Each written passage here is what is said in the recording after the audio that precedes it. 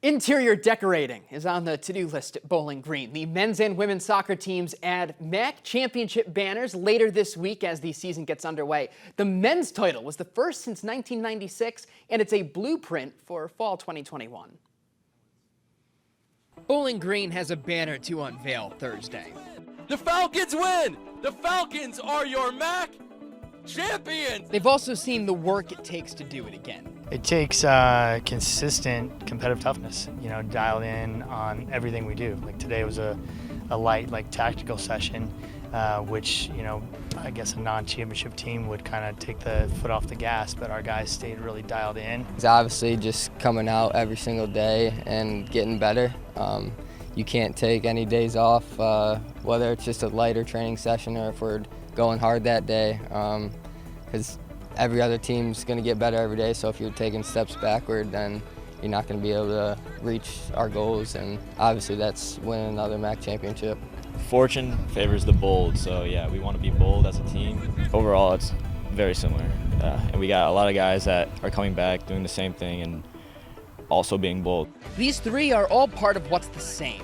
Nichols enters his 13th year as coach. Fisher from St. John's and Masters from Northview are starters, 2 of 9 players from Northwest Ohio on the roster. That they clinched BG's first title and NCAA appearance in decades won't be lost on them, looking up at the banner in front of family and home crowds. Once I knew I wanted to play college soccer, then I started following BG and Eric.